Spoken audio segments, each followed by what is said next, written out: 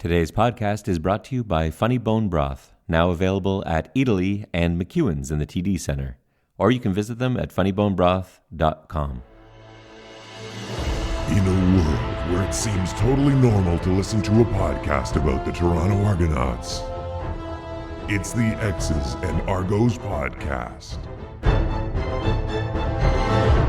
Welcome to the X's and Argos podcast. Ben Grant along with JB, and this is going to be our special teams episode, which I'm really excited about because I think there's an opportunity here to talk about something that really doesn't get talked about enough, and it's one of the things that really separates the CFL from any other type of football. And of course, we've got an interview with special teams coordinator Mark Nelson coming up a little later in the episode.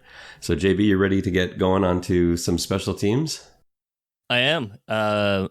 Special teams, it's an old cliche, is, 1/3 of the game, but in Canadian football, it's even more than that because of the constant turnovers of 3-down football. And it's a hugely exciting series of potential plays. I don't need to sell it to you. You've been a special teams coordinator. You understand the dynamics of what goes on in, punt return, kickoff return, field goal block. There's a ton of excitement there, but there's also a bunch of, really interesting rules that I think probably even casual CFL fans maybe don't even know. And so we'll maybe talk about some of those things today. I thought you might add something in there. That's cool. No, that's all right. I'll just keep going then. It's always funny to me talking to American CFL players who come up here and they first start learning about some of these odd special teams rules. We had Chad Owens Sr. In a practice a couple years ago, and some of the players were asking him about, what it was like trying to figure out some of these odd rules.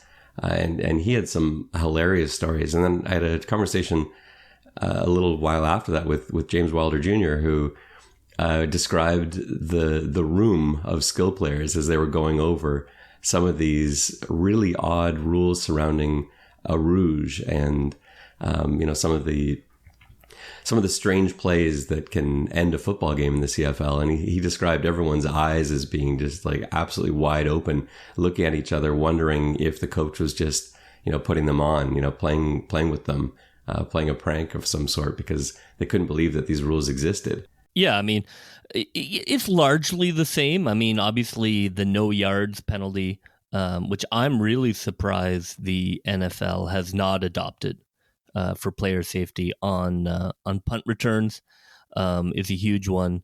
Not having the fair catch rule was something we were worried about when we took our teams to America, that we didn't get somebody badly hurt because they did not signal a fair catch.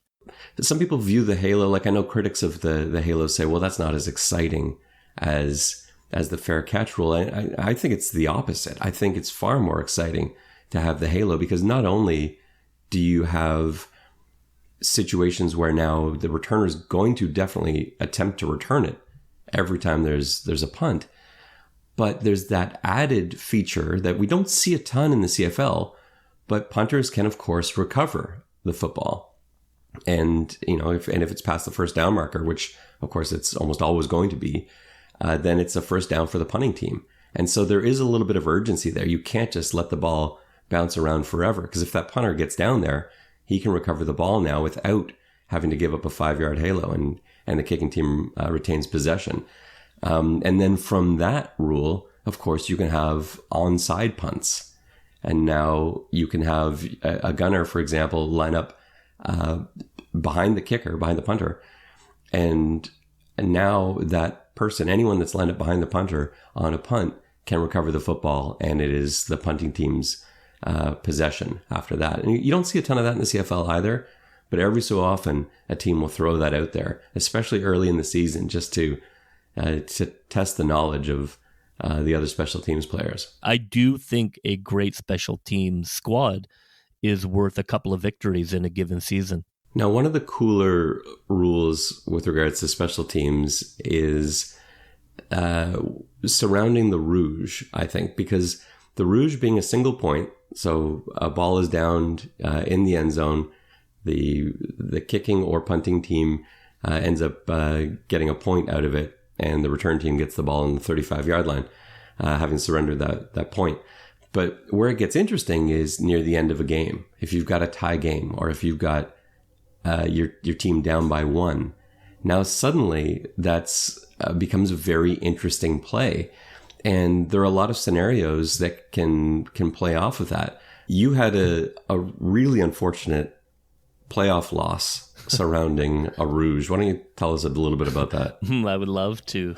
I'm sure you would. To think about that. Unfortunately, earlier in my coaching career, I had not thought to include rouge defense practice into our special teams section. Just truthfully, I didn't think about it, and we were in a very close game, and the other team, to their credit, kicked it in the end zone. It was a tie game with, under a minute left, and kicked it in the end zone to score the point to win the game. And unfortunately, my returner, through no fault of his own, through my fault, simply did not know the rule that you can kick the ball back out of the end zone into the field of play, which prevents the single rouge. So you do, in fact, need sort of a rouge defense squad if somebody's trying to kick the single to win the game. So it that was unfortunate, and a pretty clear reminder to me of we are playing Canadian football, not American football. But on the other end of that spectrum or continuum is your experience with the rouge. Yeah, well, we had a regional championship victory on a rouge. We had completed a pass with, I believe, 0.3 seconds left in the game, and it was going to be a very long punt to try and get this rouge, but we had hurricane winds at our back, which obviously was going to help. They set up their rouge defense. They had their punter in the end zone along with a couple other speedsters. They just needed to get it out. It's a tie game. And unfortunately, we're down to our backup punter.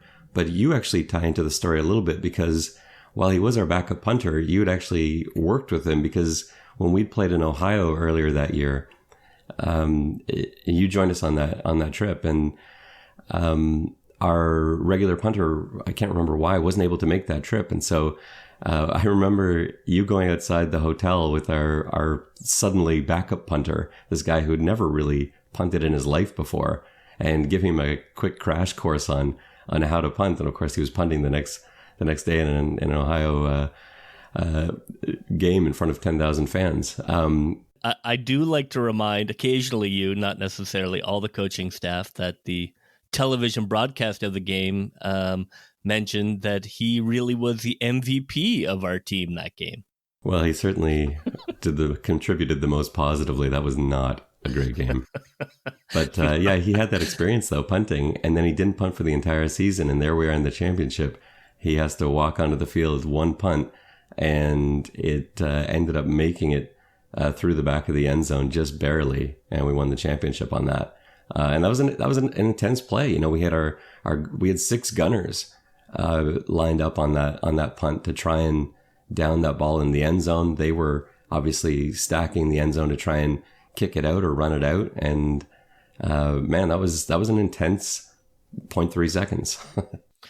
So many head coaches are so risk adverse and don't want to dial up punt blocks or fake punt returns or reverses or any of the a rouge play. I think that it would be great to see a little more of that brought into the game, because I think in the Canadian game, specials can be more integral into the game than transitional, which is really in some ways what they've turned into in America.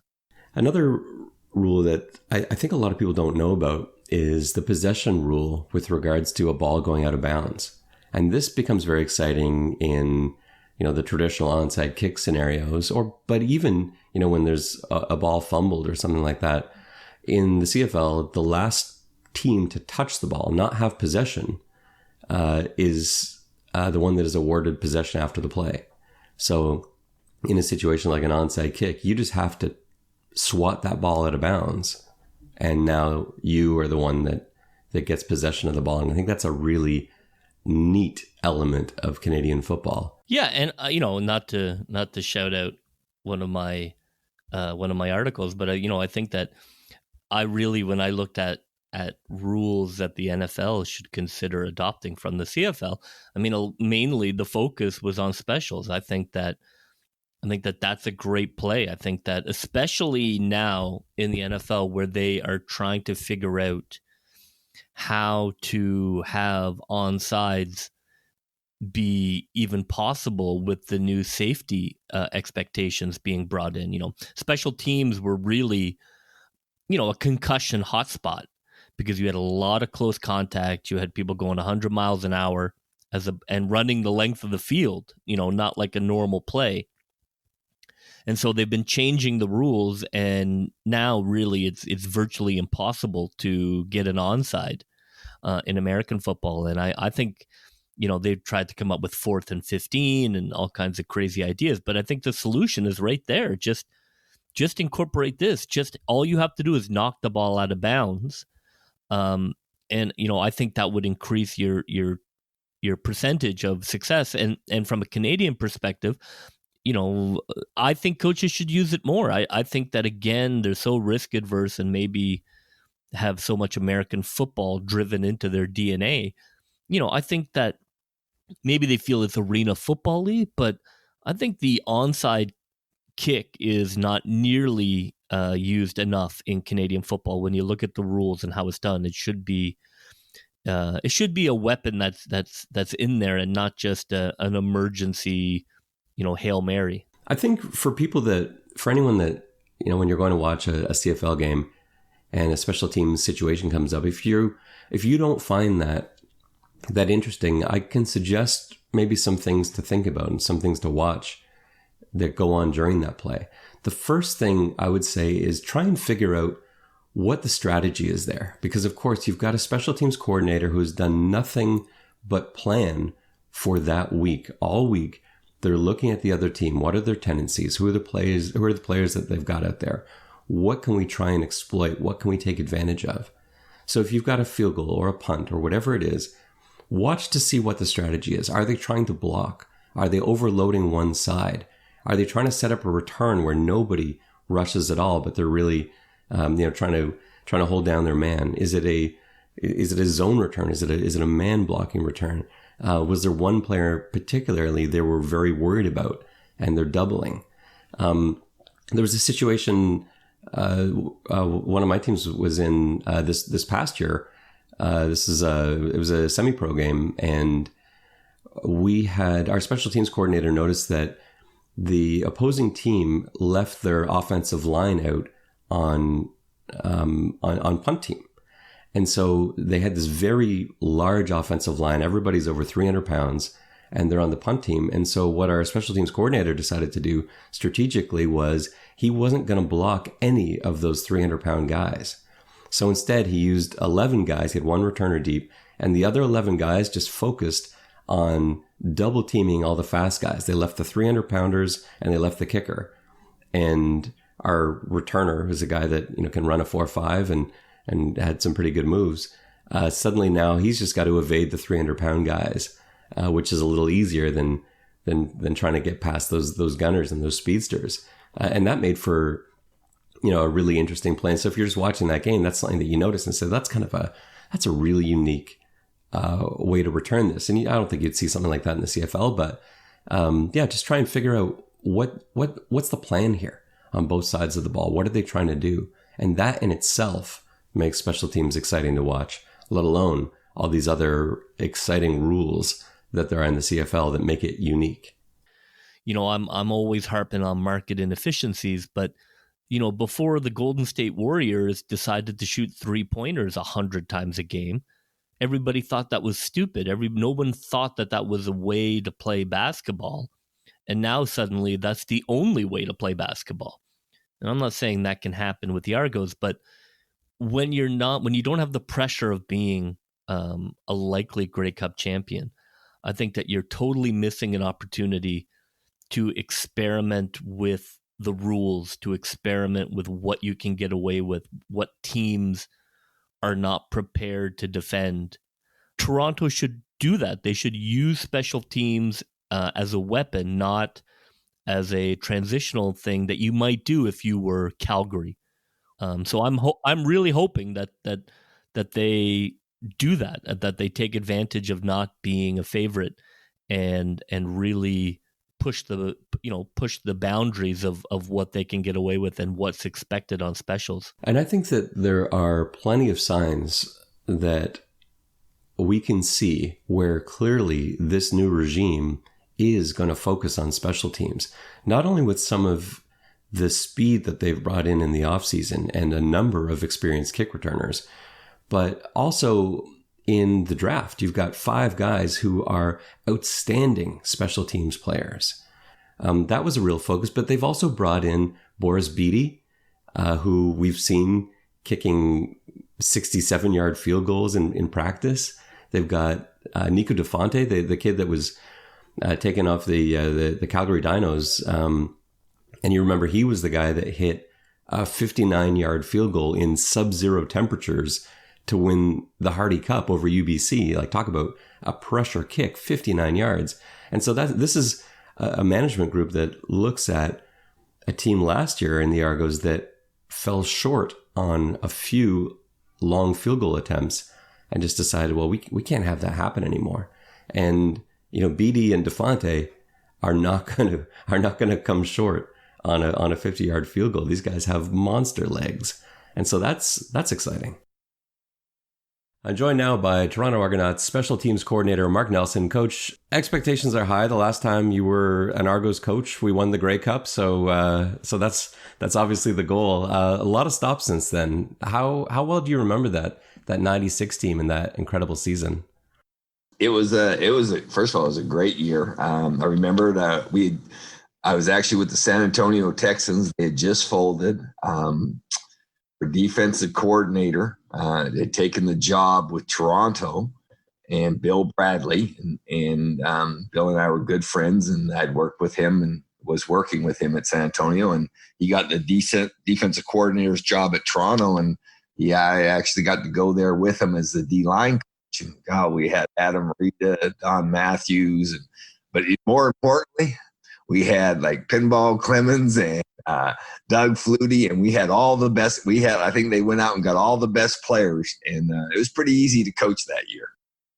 Yeah, it would have been fantastic. And what a memorable Grey Cup game in the snow. What a great way to finish. And in Hamilton, too. Right. That's one of my favorites to rewatch, for sure. Yes. I mentioned this out to Leroy Blue, because Leroy Blue and I have worked together, and he every time I mention that Grey Cup game, he just looks at me. You guys stole that from us. Yeah, well, what can you say? But man, that came down to the wire. Yeah. Your family is pretty much as much a football family as I can think of, with your dad being a Hall of Fame player, your success as both a player and coach, and your sons, of course, as well. I wonder if your dad knew what he was starting all those years ago. Were you old enough to remember watching him play? Oh yes, I always say I learned the difference between winning and losing when I was a young child. Because we would go to the game, and if the Eskimos won, boy, as soon as the game was over, I'd run down from the stands and make a beeline to the locker room, and the door guy, security guy, he knew me.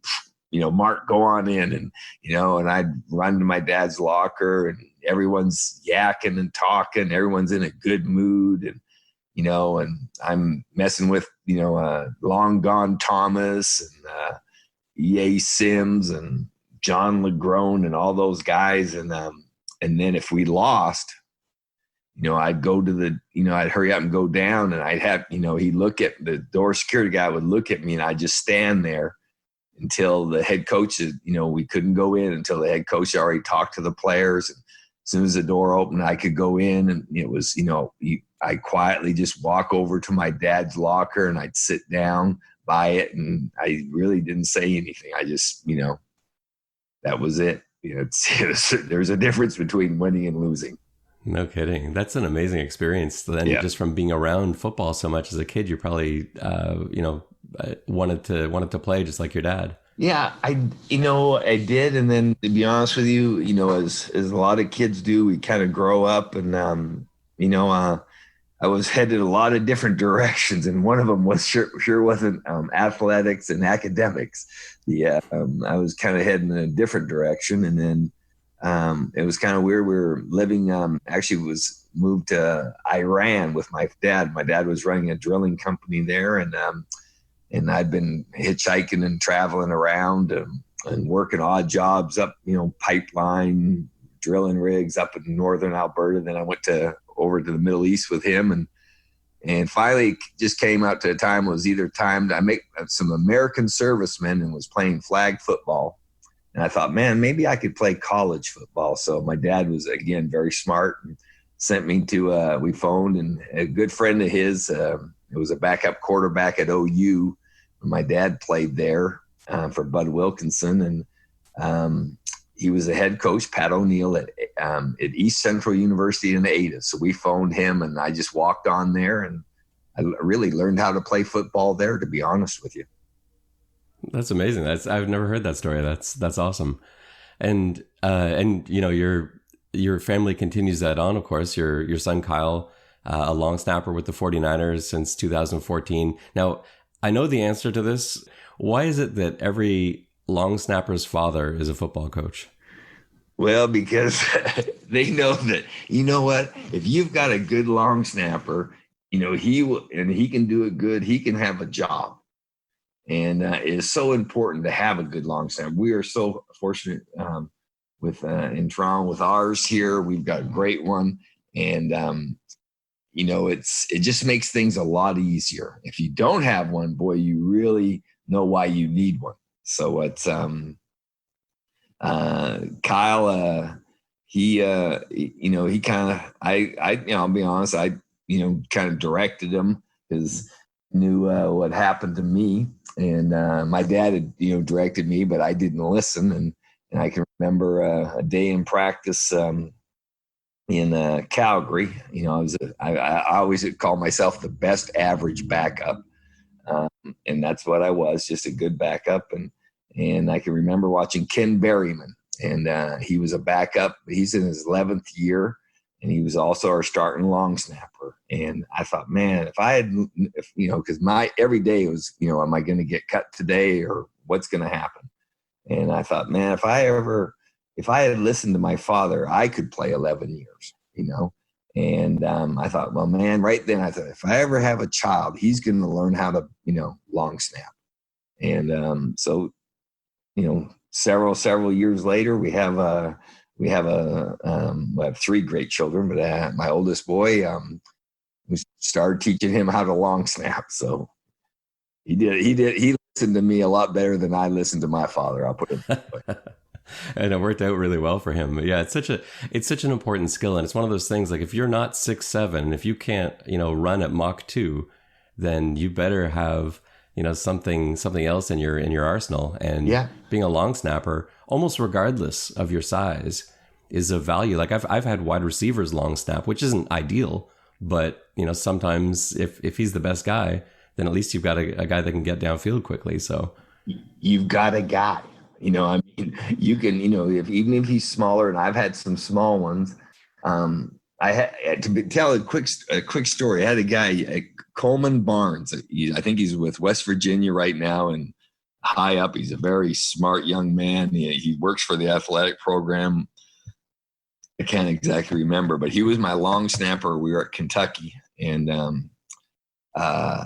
we had good specialty. I had a great return man, probably one of the best in college in that era, those 2002, 3, Derek Abney.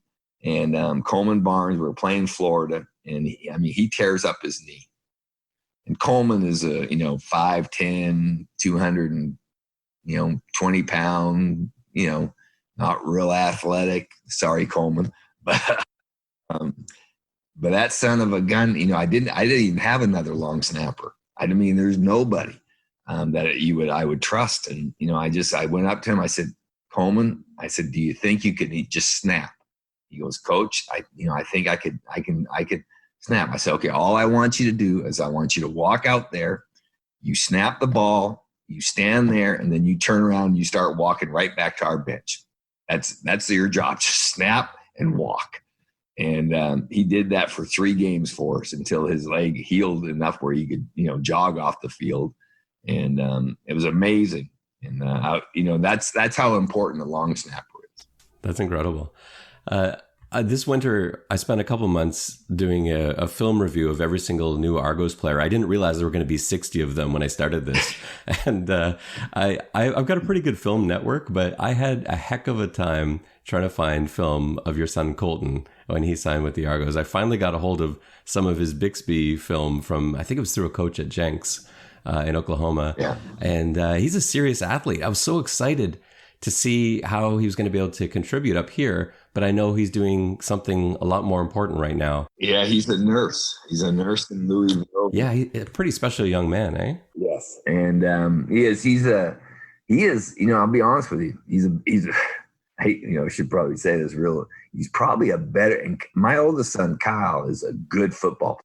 He's starting H-back tight end.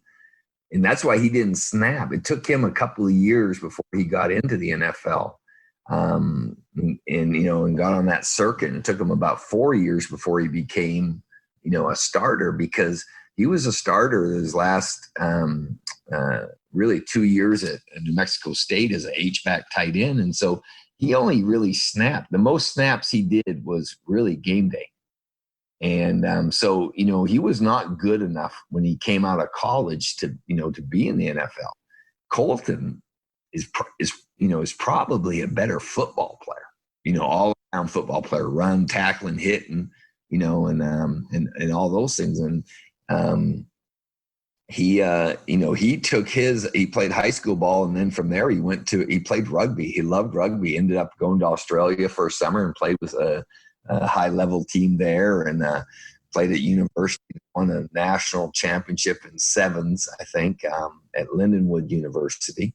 And so, in Colton, it was kind of a little bit of a rebel there. He didn't want to, follow in the football footsteps. And, he can, I'll be honest with you. I think he can play, because he can run and he can hit and he can tackle.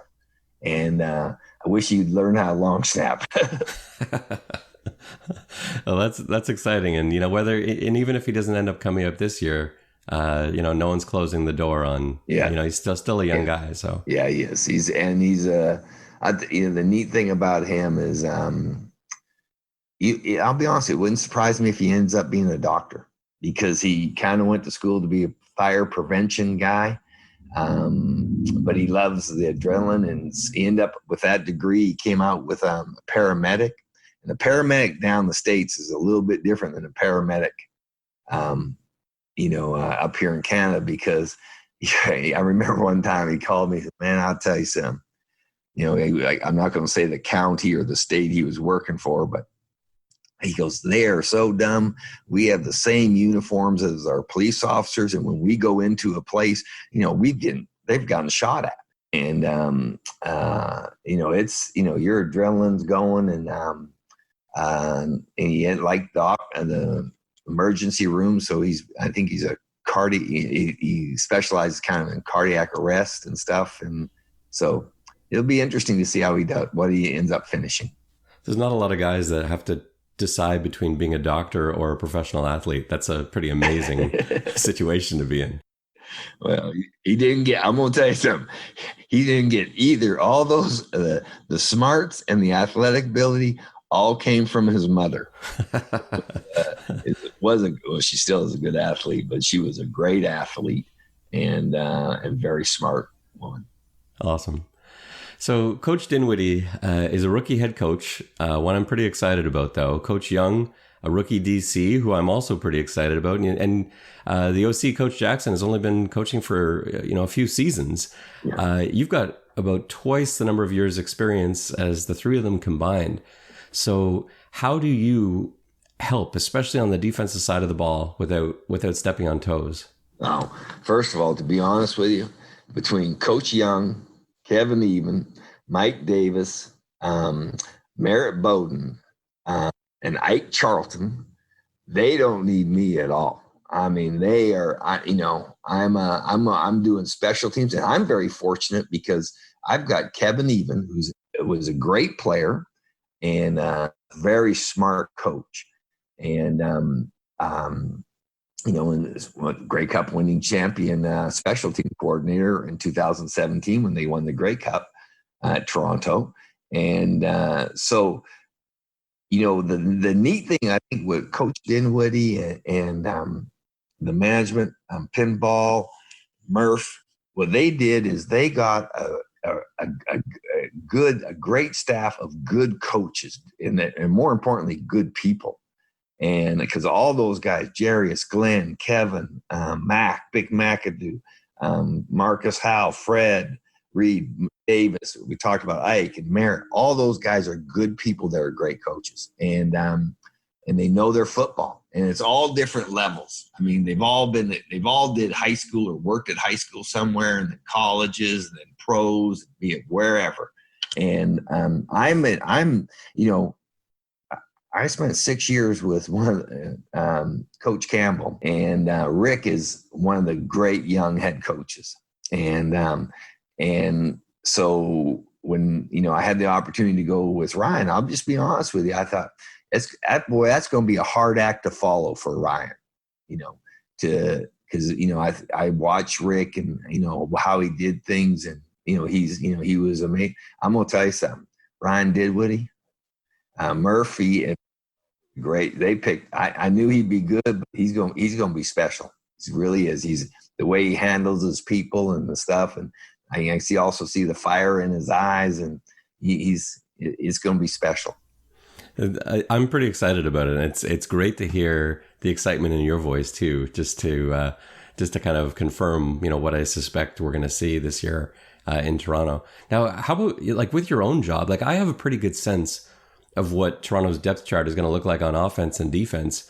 I have no idea what teams are going to look like. How do you, as a special teams coordinator, coming to a new team, how do you get started? Where do you begin?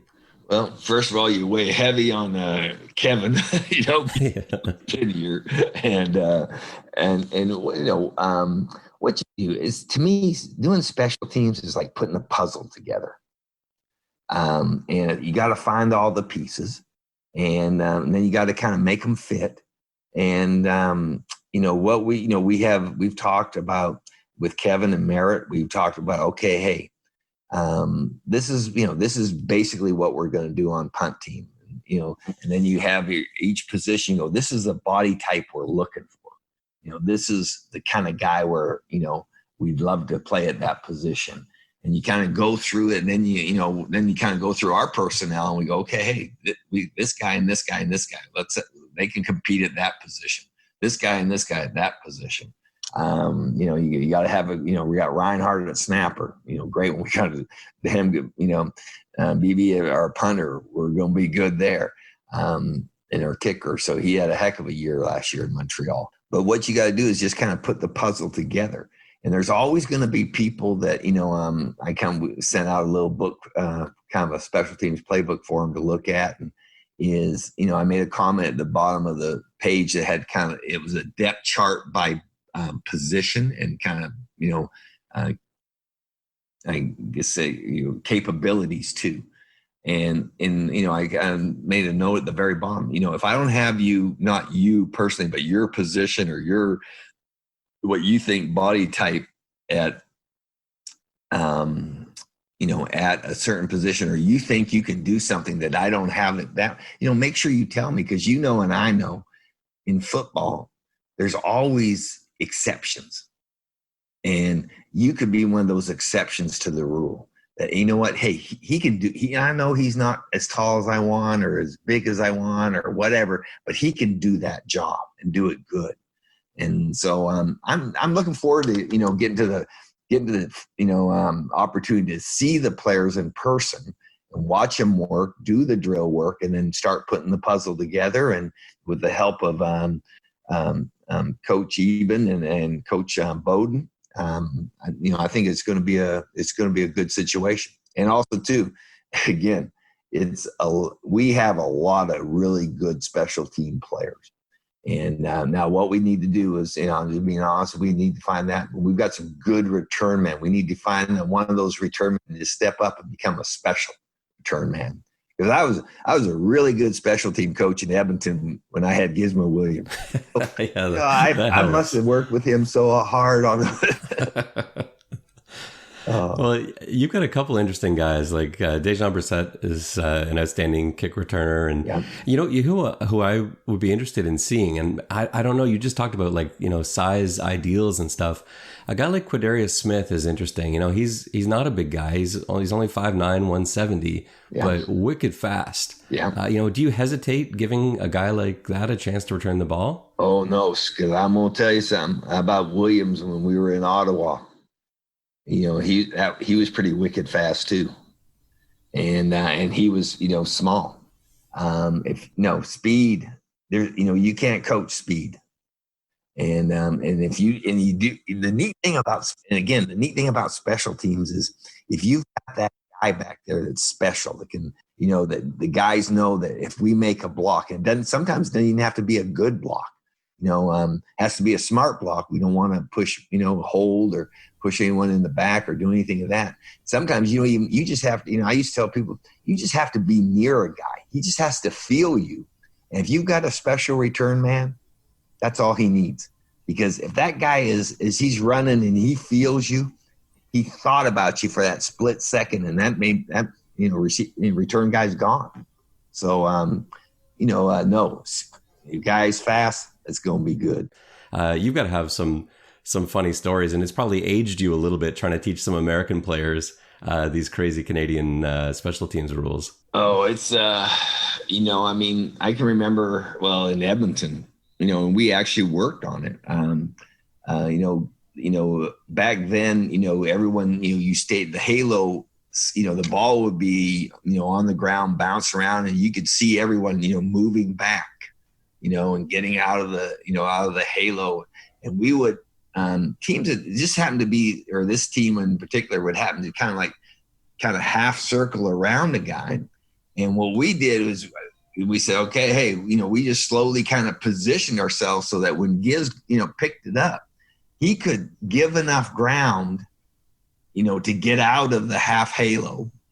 And we'd be all kind of positioned ourselves, so that when those guys turned to go chase him, we were in position to block him. I think, I remember who it was against, but I know we had a long return. I don't know if it went for a touchdown, but it was a long one. That's pretty awesome. When you're putting together guys you want on special teams, how many players are typically off limit to you? Well, depends on the head coach, to be honest with you. I've had some head coaches that, hey, these guys, boom, boom, boom, no. And then I've had head coaches, hey, you take who you need.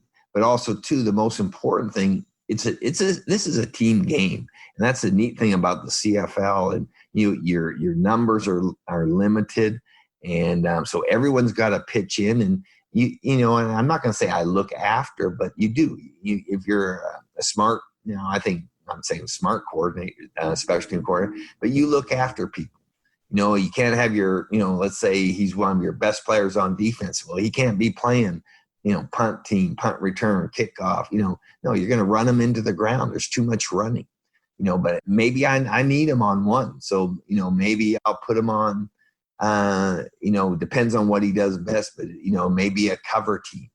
And, okay, which one, what position do I, what's his body type? If he's just real fast tackler guy, well, okay, you know what? I know he's a star, but he's going to play kickoff and he's going to be a safety for us because we knew he can run down, track anybody if they break it. And, he's a good tackler, so he can hit him in the hole, or not in the hole, but that's just as he clears it. Or, maybe I can remember, I'll tell you a quick story on Larry Ruck.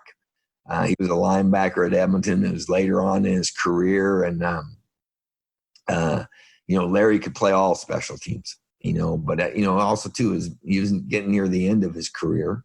And I was trying to help him look after him because he was our starting middle linebacker. And so, I said, okay, Larry, you're just going to be on, I think I had him on field goal team. I think that was it. And if that, and I said, but you're my number. Hey, you're the guy, because he knew it. He could do it. And I trusted him. And I can remember one game we had a couple injuries, and I go over, hey, Ruck, you got to go to punt. And he kind of looked at me. He goes, man, you must be hurting if you're calling for me. Yeah, I am, but you got to go, son. And he goes, okay, and goes out there and does the job. You got to always have a guy like that. You can try to look after your players, because in the long run, they're going to look after you. You got a bunch of exciting young guys to consider. We already mentioned Dejan Brissett, and Jack Cassar is a monster on kickoff and punt return. Sam Champong, same thing. Dion Pellerin is like a perfect up back. And apparently Sam Baker can long snap. So this draft probably couldn't have gone any better as far as you're concerned. No, we have a bunch of good young Canadian kids that are good football players, that are good athletes, and have done these jobs. It's not like, okay, they're coming, like a lot of times, so a lot of the, American kids that, coming out of college, they're one of their better players, and they haven't played special teams, for 3 years. And so no, these kids have, and I'm excited. Again, the other thing of, I thought the way we did our draft, it was the first time I had done, we had so many mock drafts before the draft came, and that when it was draft day, it was easy. Okay, hey, they took this. We knew, we're going to take this guy.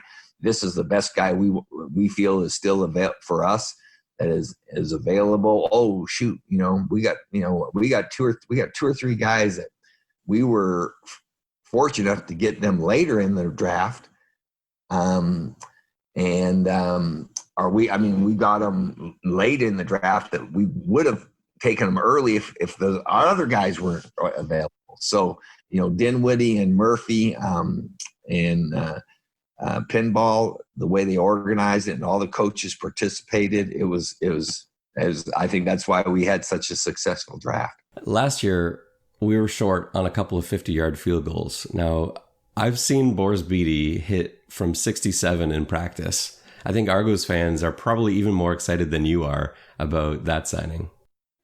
Yes, Boris is a guy that he has the big leg, and what the one I'm excited about is, besides the long field goals, is the kickoff, because the CFL game is about field position, and if we can, kick off the ball and go down there, run down there and cover and make other teams start, instead of starting at, 35, 34, 38, they're starting at, 25, 24, somewhere around there, the percentages go up for our defense to stop.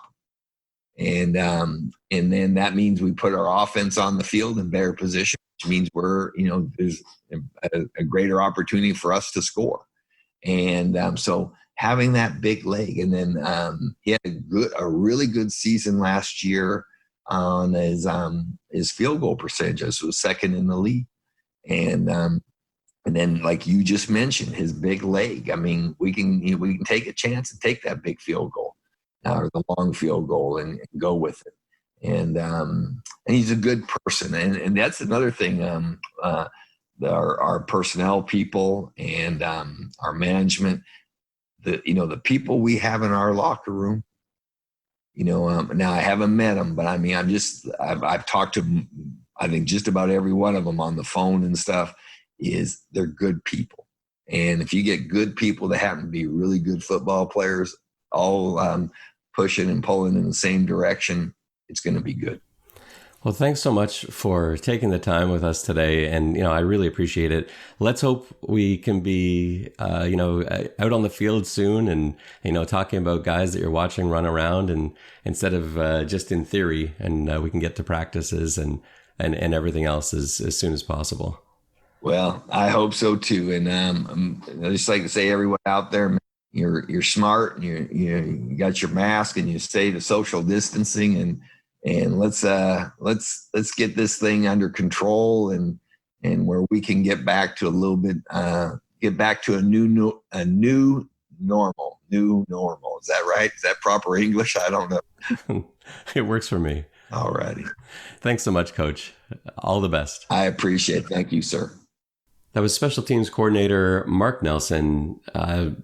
Great to talk to a guy that's got so much CFL history in his family. I thought some of the stories about, watching his dad, playing football as a kid and then going off to do some like oil drilling, like all the stuff that, I knew about some of the football sides of his life, but man, that guy has some amazing stories.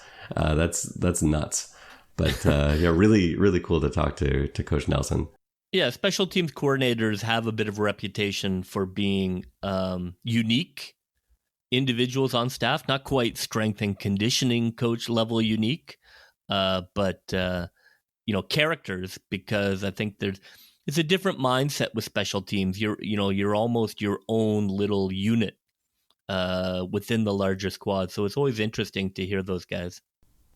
I was really surprised when I asked Coach Nelson about the experience of Dinwiddie and Coach Young and Coach Jackson. I was kind of thinking of it. I was coming at it from the standpoint of here's Coach Nelson who's got so much experience, and the two coordinators and the head coach have half of that combined. And, my thought was he would be able to help each of them out. But he kind of came at it from another angle. He is so excited to work with these guys. He couldn't be more pumped up about, seeing what Coach Dinwiddie has. And that made me feel good, seeing this guy who's been around and seen it all. And he can't wait to get out there with Coach Dinwiddie. I think that's, that says something. And it doesn't take a lot to get me excited about the Argos, but that's one of those things where, halfway through that interview, I'm like, let's go. Right. As the mentor said, we'll see.